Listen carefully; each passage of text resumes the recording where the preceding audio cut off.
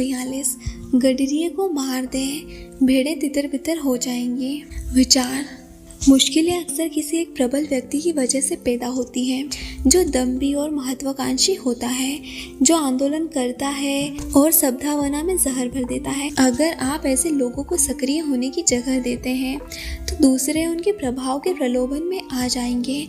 उनके द्वारा उत्पन्न मुश्किलों के कई गुना बढ़ने का इंतजार न करें। उनके साथ विचार विमर्श करने की कोशिश न करें।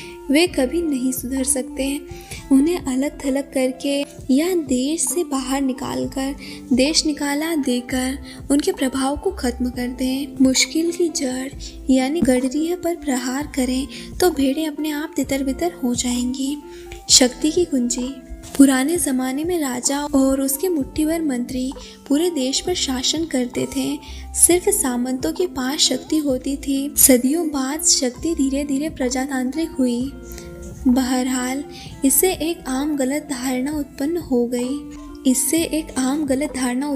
गई कि अब शक्ति किसी विशेष समूह में केंद्रित नहीं है, बल्कि पूरी जनता में है। बहरहाल यह सच नहीं है। हालांकि शक्तिशाली समूह की संख्या में फर्क भले ही पड़ा हो, लेकिन इसका सार नहीं बदला है। आजकल उन शक्तिशाली तानाशाहों की संख्या तो कम हो गई है, जो लाखों करोड़ों देशवासियों की जिंदगी और मौत की शक्ति को अपने हाथ में थामे रहते थे। लेकिन आज भी छोटे छोटे इलाकों पर शासन करने वाले हजारों छोटे तानाशाह बचे हैं, जो अप्रत्यक्ष शक्ति की चालों या करिश्माई व्यक्तित्व के माध्यम से हुकूमत करते हैं। हर समूह में शक्ति एक दो लोगों के हाथों में ही केंद्रित होती है, क्योंकि यह एक ऐसा क्षेत्र है जिसमें मानवीय स्वभाव कभी नहीं बदलेगा।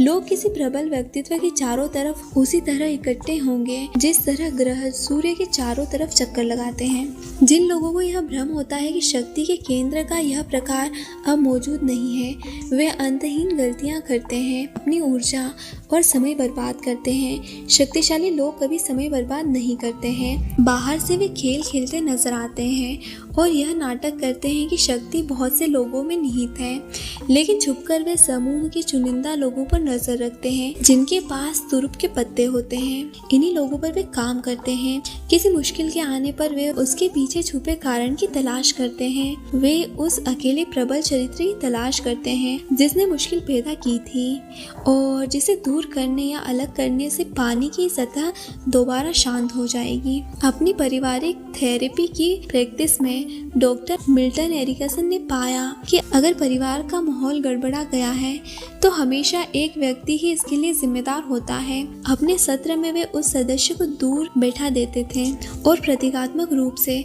उस सड़े सेवफल को अलग कर देते थे।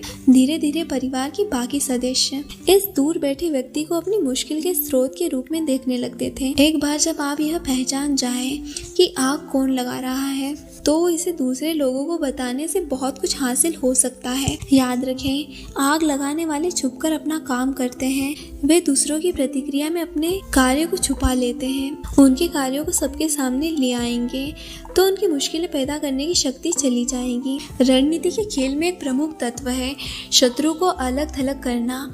शतरंज में आप राजा को किसी कोने में ले जाने की कोशिश करते हैं।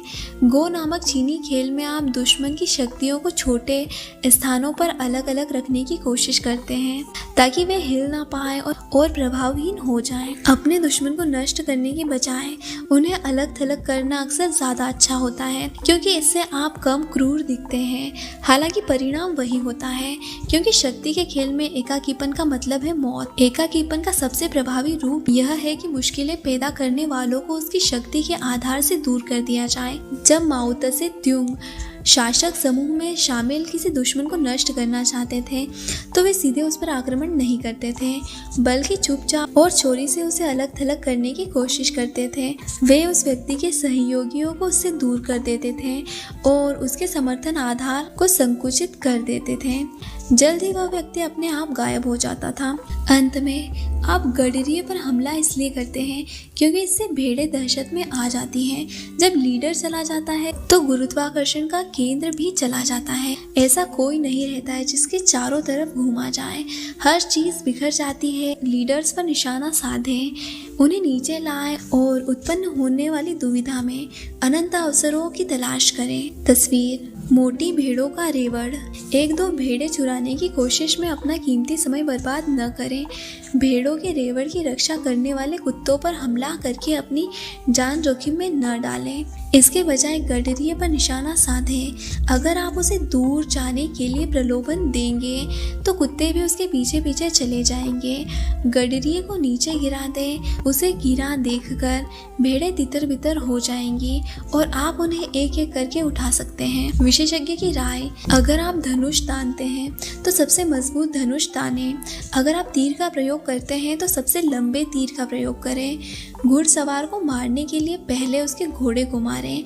डकैतों के गिरोह को पकड़ने के लिए पहले उसके सरगने को पकड़ें। जिस तरह किसी देश की सीमा होती है उसी तरह लोगों को मारने की भी सीमा होती है। अगर मुखिया को मारकर दुश्मन के हमले को रोका जा सकता है तो अनावश्यक रूप से लोगों को मारने या घायल करने से क्या लाभ है।